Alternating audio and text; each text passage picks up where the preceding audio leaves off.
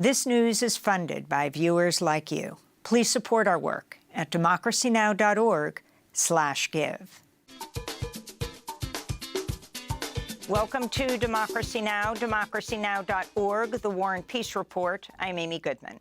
The Biden administration's notified Congress of plans to send another $1 billion in arms to Israel, including tank ammunition, mortars, and tactical vehicles. The move comes as President Biden faces criticism from Israel and Republican lawmakers for pausing a single shipment of large bombs to Israel last week. The new $1 billion arms package is being advanced as Israel's widening its assault on Rafah and other areas of Gaza. More than 550,000 Palestinians have been displaced in recent days. The death toll has topped 35,100. The Palestinian Authority says 80% of Gaza's health centers are out of service due to Israeli attacks. This all comes as Palestinians across the globe are marking the 76th anniversary of the Nakba, which means catastrophe in Arabic, when some 700,000 Palestinians were violently expelled from their homes upon Israel's founding. Many Palestinians say they're facing a second Nakba today. This is Hussein Junaid, who had to flee the Jabalia refugee camp. They deported us from the north of Gaza Strip. Here we are thrown on the streets. They destroyed our houses. They killed 4 children. They were martyred. Among them, a doctor and a head of department. My 4 older children died. They were martyred. Our homes were destroyed. They shook us and they threw us on the streets. Who is looking for us? Which organization? Which area? And which government? Let them see that we are thrown on the streets with our children and small ones who don't have milk and want food. In the occupied West Bank, Palestinian truck drivers say they fear for their lives after Jewish settlers attacked a convoy of 98 Gaza-bound aid trucks Monday. We went to the checkpoint, and after the check, we were surprised to see settlers on the roundabout of the checkpoint. They damaged the cars, they tore the tires off the trucks, they threw the contents of the truck on the ground. We gathered some of the products and sent some of those products onto a bulldozer and sent them to the sheep farms. Around 15 trucks were damaged. Their hull was damaged, windows of the trucks were broken, some drivers were beaten, some of the products were thrown away, and the whole loss for Hebron is around $2 million.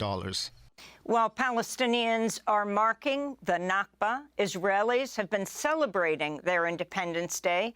On Tuesday, a group of far-right Israelis, including a number of government ministers, marched in Sderot, calling for the resettlement of Gaza and the expulsion of Palestinians living there.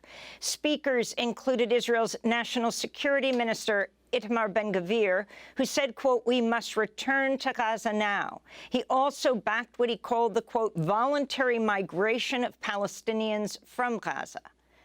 Protests over Israel's war on Gaza are continuing across the United States. In Mountain View, California, hundreds of pro-Palestinian protesters blocked the entrances to a Google conference for software developers. R.L. Corin is a former Google worker. We are sending a message that Google is the company that is providing the cloud infrastructure for Israel's violent crimes against humanity. And so we will hold the company accountable for this behavior. And you know what? This could all go away.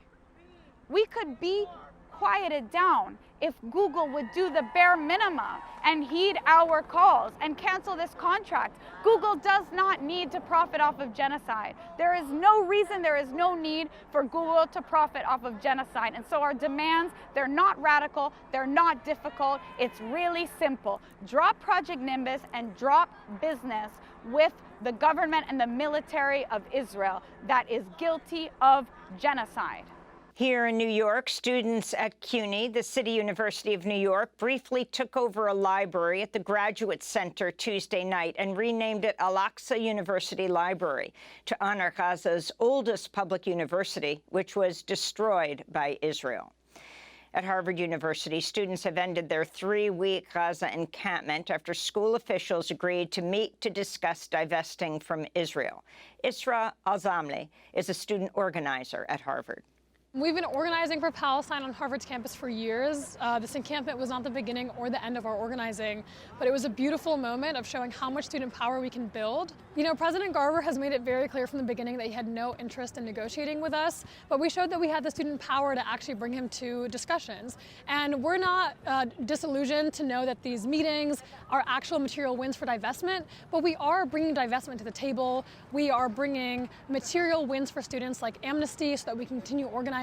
What we do see the encampment as is a show of our student strength, our solidarity, and our power to continue movement building, and know that we have the power to come back in the fall and keep fighting for Palestine. Prosecutors are wrapping up their case in the criminal hush money and election interference trial of former President Donald Trump. On Tuesday, Trump's former fixer, Michael Cohen, admitted he misled the Federal Election Commission about hush money payments made to adult film star Stormy Daniels. Cohen said he did so in order to, quote, demonstrate loyalty to Mr. Trump, unquote. House Speaker Mike Johnson, Senator J.D. Vance, North Dakota Governor Doug Burgum were among a number of Trump allies to show up at the New York courthouse Tuesday and do what Trump can't do, bash the prosecution and attack Michael Cohen's testimony.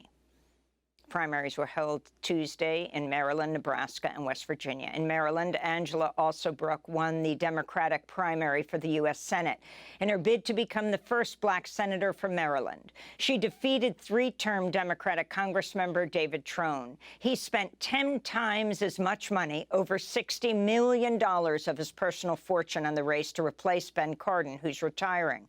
Former Maryland Governor Larry Hogan won the Republican primary. In another closely watched Maryland race, State Senator Sarah Elfreth won a crowded Democratic House primary to fill the seat of John Sarbanes, who's also retiring. A super PAC funded by the American Israel Public Affairs Committee, or AIPAC, spent $4 million to help her campaign. In West Virginia, Republican Governor Jim Justice and Democrat Glenn Elliott won their respective Senate primaries Tuesday, setting up a face-off in November to fill the seat of Democrat Joe Manchin. Ukrainian forces are withdrawing from some areas in the northeastern region of Kharkiv as Russian forces continue a new offensive that has displaced thousands. The Ukrainian city of Vovchansk is reportedly in ruins following relentless Russian shelling. Ukrainian President Volodymyr Zelensky has postponed all of his upcoming foreign travel amidst the new Russian offensive. On Tuesday, U.S. Secretary of State Tony Blinken visited Kyiv and vowed more U.S. assistance would be coming. Lawmakers in the Republic of Georgia have passed a controversial foreign influence bill that will require NGOs and news organizations to register as foreign agents if they receive at least 20% of their funding from abroad. Critics say the bill uses Kremlin-inspired measures to crush dissent and moves Georgia away from Europe and closer to Moscow. The bill has sparked weeks of street protests. President Biden's announced new tariffs on $18 billion of Chinese imports, including electric vehicles and solar cells.